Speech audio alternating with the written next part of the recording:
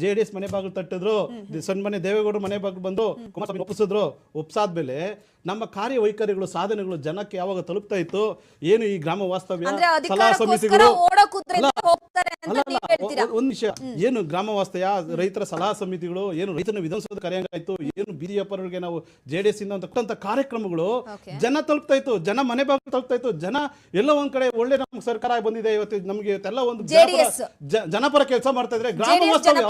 ಹೌದು, JDS ಜನಪರ ಕೆಲಸ ಮಾಡ್ತಾ ಅಂತ ಅಂದಾಗ ಕೂಡಲೇ ಎಚ್ಚೆತ್ಕೊಂಡಂತ ಸಿದ್ದರಾಮಯ್ಯನವರು, ಸನ್ಮಾನ್ಯ ಸಿದ್ದರಾಮಯ್ಯರು ಕೂಡಲೇ ಅಲ್ಲಿ ಅವ್ರ ಮನಸ್ಥಿತಿಗೆ ಹೋಯ್ತು. ಇಲ್ಲಿ ನಾವೇನಾದ್ರೂ 5 ವರ್ಷ ಸರ್ಕಾರ ಕೊಟ್ಬಿಡಿ ಅಂದ್ರೆ ಕಾಂಗ್ರೆಸ್ಗೆ ಇಲ್ಲಿ ಉಳಿಗಾಳ ಇರಲ್ಲ ಕರ್ನಾಟಕದಲ್ಲಿ ಅಂತೇಳಿ ರಾತ್ರಿನೇ ಹಗಲಲ್ಲಿ ಅವರು ನಿದ್ದೆ ಬಿಟ್ರು, ಊಟ ಬಿಟ್ರು. ಕೂಡಲೇ ಅವ್ರು ಮಾಡಿತ್ತು ಒಂದೇ, ಬಿಜೆಪಿ ಆಪರೇಷನ್ ಕಮಲ ಮಾಡಿದ್ರು. ಆಪರೇಷನ್ ಕಮಲ ಮಾಡಿ 14 ಜನ MLA ಗಳನ್ನ ಸ್ವತಃ ಸಿದ್ದರಾಮಯ್ಯ ಕಳಿಸಿರೋದನ್ನ